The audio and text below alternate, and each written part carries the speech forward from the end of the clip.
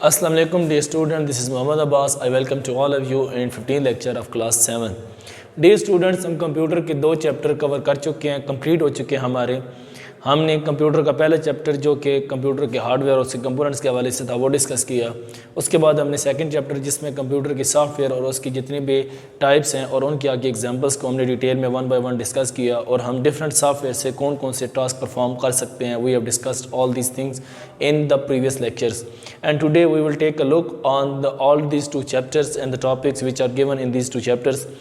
हमने जो कुछ अभी तक कवर कर चुके हैं पहले 2 चैप्टरों में, आज हम उसके ऊपर एक ब्रीफ सा ओवरव्यू देंगे, उसके ऊपर रिव्यू देंगे कि क्या क्या हमने डिस्कस किए।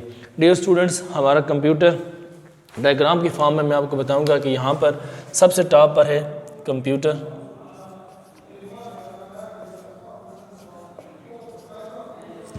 कंप्यूटर के 2 मेन पार्ट्स हैं, ठीक है, जिसमें एक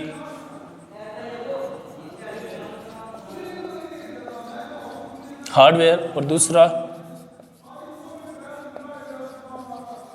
software.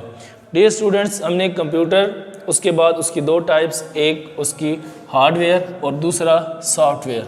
Computer consist of 2, computer is a combination of 2 things, computer hardware and software. यानी कंप्यूटर की 2 चीज़ें हैं, अगर इन दोनों में से एक भी ना हो तो कंप्यूटर की कोई वैल्यू नहीं है, कोई हैसियत नहीं है। अगर हमारे पास सॉफ्टवेयर हो, उसका हार्डवेयर ना हो तो देन कंप्यूटर की कोई वैल्यू नहीं है, और अगर कंप्यूटर का हमारे पास हार्डवेयर हो और सॉफ्टवेयर ना हो तब भी उसकी कोई वैल्यू नहीं है। जब तक ये दोनों चीज़ें मिलेंगी नहीं तब तक कंप्यूटर की वर्थ वैल्यू नहीं बनेगी या कंप्यूटर जो है वो एक वैल्यूएबल चीज़ नहीं होगा। तो these 2 are very essential part of the computer, ठीक है। और कंप्यूटर की यही 2 चीज़ें हैं, यही 2 पार्ट्स हैं, कंप्यूटर हार्डवेयर और सॉफ्टवेयर। फिर हमने इसके बाद आगे डिस्कस किया था कि कंप्यूटर के अंदर क्या होती हैं, डिफरेंट किस्म की डिवाइसेस होती हैं।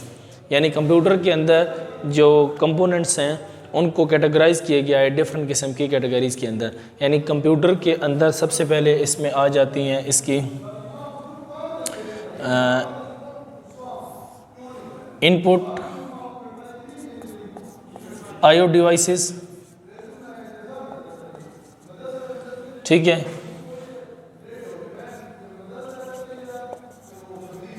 स्टोरेज डिवाइसेस, ठीक है, ये इसकी इनपुट डिवाइसेस हो गई, ये इसकी स्टोरेज डिवाइसेस हो गई, ठीक है। इसके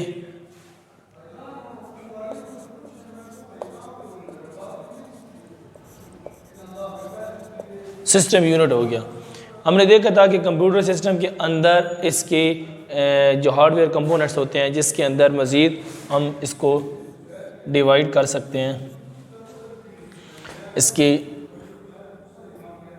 हार्ड डिस्क,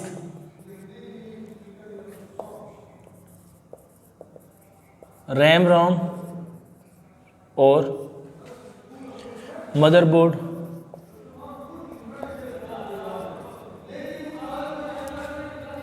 और चौथे नंबर पर है इसका प्रोसेसर। इन सब चीज़ों को हमने डिटेल में देखा था कि ये सिस्टम यूनिट के अंदर जो उसका रेक्टेंगल बॉक्स होता है उसके अंदर क्या क्या चीज़ें इनक्लोज होती हैं। हमने देखा था स्टोरेज डिवाइसेस में क्या क्या चीज़ें आ जाती हैं, कंप्यूटर की जो हार्ड डिस्क है उसके अंदर क्या क्या चीज़ें स्टोर हो सकती हैं।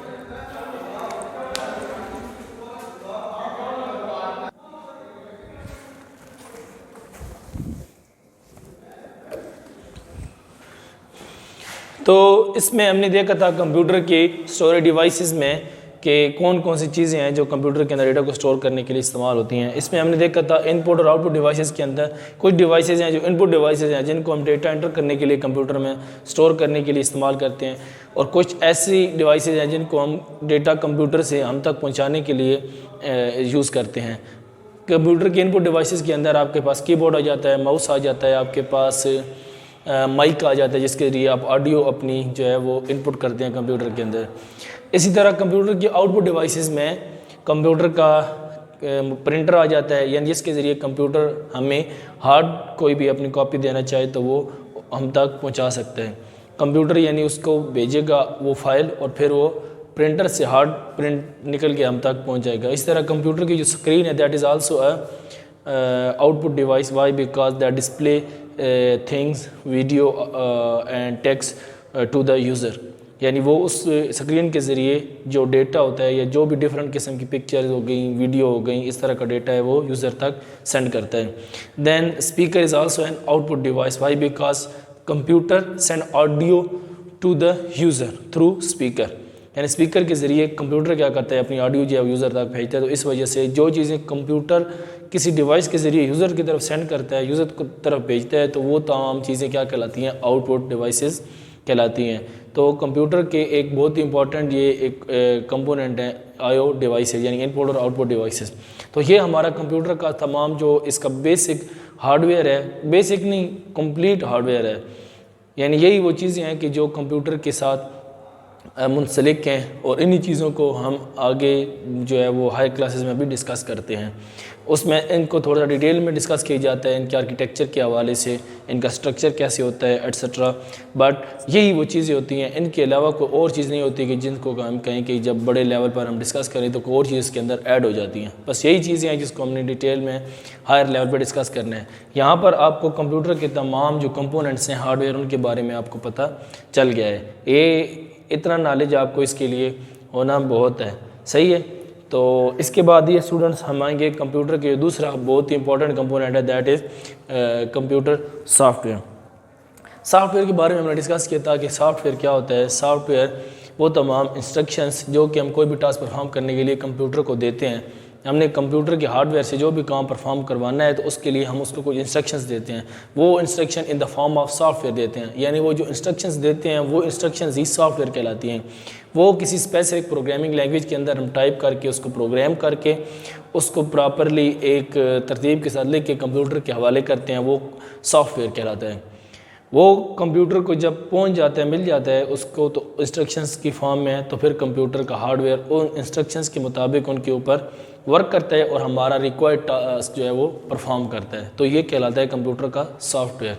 उसकी जो एक डेफिनेशन है बुक में लिखी हुई है वो तो याद करने के लिए काफ़ी है कि set of instructions given to computer. लेकिन वो सेट इंस्ट्रक्शंस क्या होती हैं, वो प्रोग्रामेटिकली क्या होती हैं, उनको ऑर्डर के अंदर, सीक्वेंस के अंदर लिख कर हम राइट करके कंप्यूटर को देते हैं, और कंप्यूटर उसको अपने अंदर सेव करके एग्जीक्यूट करता है, और एग्जीक्यूट करके जैसी इंस्ट्रक्शंस जो कंप्यूटर को मिलती है उसके मुताबिक वो टास्क परफॉर्म करते हैं. यहाँ पर डियर स्टूडेंट्स कंप्यूटर की हमने टाइप्स देखी थी कि सॉफ्टवेयर की, कंप्यूटर सॉफ्टवेयर की दो मेन टाइप्स हैं, which are application software and system software. इनको हम एक दफ़ा डिस्कस कर लेते हैं. There are two main types of computer software. First one is application software and the other one is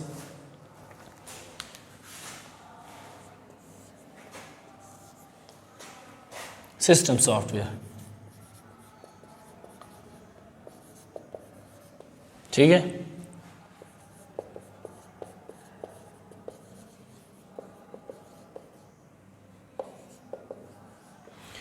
In the previous lecture we discussed what are system software. System software are those software which control, manage and configure the computer hardware.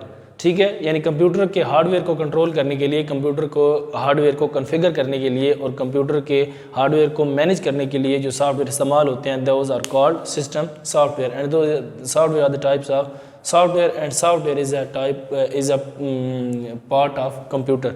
ठीक है. तो system software बहुत ही important है. Then we have discussed the example of system software which are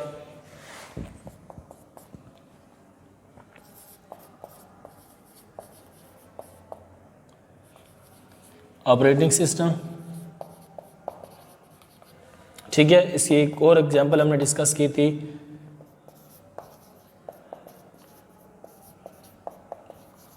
driver. उसके बाद हमने देखा था यूटिलिटीज़ या यूटिलिटी प्रोग्राम्स. ठीक है. These are the examples of system software. यानी हम अपने सिस्टम को अगर मैनेज करना चाहते हैं तो इन सॉफ्टवेयर की मदद से हम अपने सिस्टम को कंट्रोल भी करते हैं, मैनेज भी करते हैं, मेंटेन भी करते हैं, कन्फिगर भी करते हैं. कन्फिगर का मतलब होता है कि जब हम कोई इनपुट डिवाइसेस या आउटपुट डिवाइसेस कंप्यूटर के साथ लगाते हैं तो उस वक्त कंप्यूटर उस डिवाइस को क्या पहले कन्फिगर करता है कि कोई चीज़ कंप्यूटर के साथ अटैच हुई है.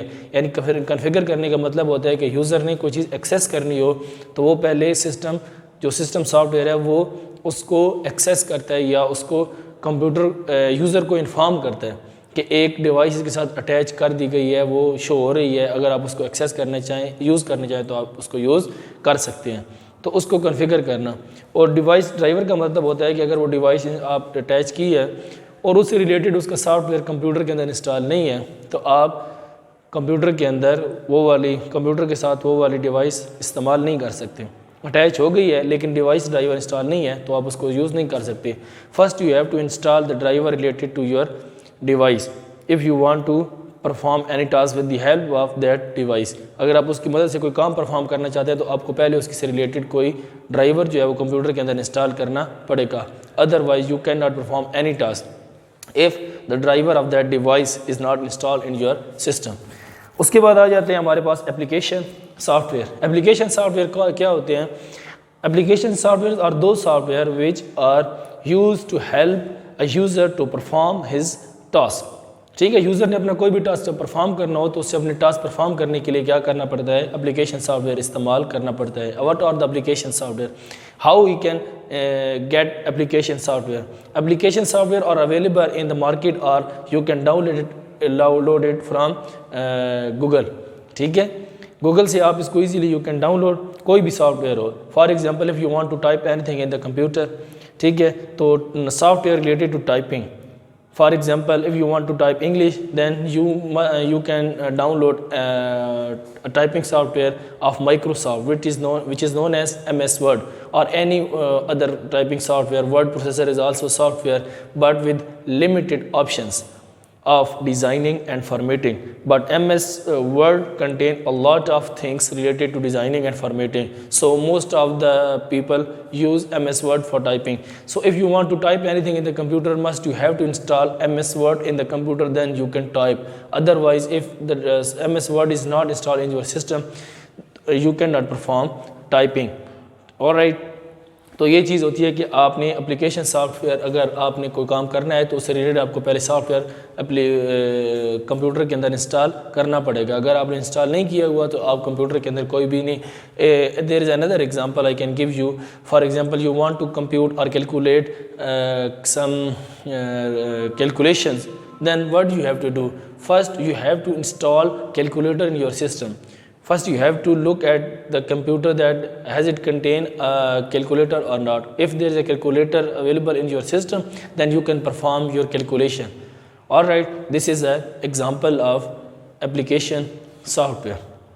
All right, इसी तरीके से कि there are so many application types of application software. For example, entertainment software. If you want to entertain, then you must install an entertainment software. For example, if you want to watch a movie in the computer, then you must install a media player in your system. If you want to play a game, then the game which you want to play, you have to install in your system. Then you can easily play that game. Like this, so many other things you want to do. For example, you reference software. Reference software mean with the software directly you are not using, but you are mentioning that software as a reference in any other software. For example, if you are typing and you have written a word of English and you want to mention the reference of that word, then what will you do? You will search that word in a dictionary. You will search the meaning of that word in a dictionary, and the dictionary you will mention in that typing software. So here in this scenario, you have used this software as a reference. For the dictionary is a software, but you are not using dictionary. You are not working with the dictionary. You are working in MS Word. And what you have done, you are using dictionary as a reference software in MS Word. So this is also a type of application software: educational software, productivity software, entertainment software and reference software. All right, कि आपने यहाँ पर जो है वो dictionary को as a reference use किया है। आप वर्ड एक्चुअली कर रहे थे MS वर्ड के अंदर, बट आपने क्या किया कि उसके अंदर को मीनिंग सर्च करके उसको पेस्ट किया, and then you have said that this I have taken as a reference from the dictionary whatsoever. जो भी आपने डिक्शनरी इस्तेमाल किया उसके रेफरेंस आप वहाँ पर इस्तेमाल कर रहे हैं। तो ठीक है, इस तरीके से आपने इसके अंदर एक्सप्लेन कर दी है एप्लीकेशन सॉफ्टवेयर को। ठीक है, तो कंप्यूटर की सॉफ्टवेयर की दो मेन है, एक सिस्टम सॉफ्टवेयर, एक एप्लीकेशन। सिस्टम सॉफ्टवेयर को भी हम डिस्कस किया और इसको। तो डियर स्टूडेंट्स, ये हमारा एक ओवरव्यू था about first two chapters of computer which are hardware and software. ठीक है, इनको आप डिटेल में देखिएगा और प्रिपेयर कीजिएगा। इनसे रिलेटेड अगर आपके पास कोई क्वेश्चन है, आप कुछ चीज़ पूछना चाहते हैं, तो you can ask me by our YouTube channel. तो इंशाअल्लाह नेक्स्ट लेक्चर में नेक्स्ट टॉपिक से दोबारा मिलेंगे। तब तक के लिए खुदा हाफिज़। Thank you.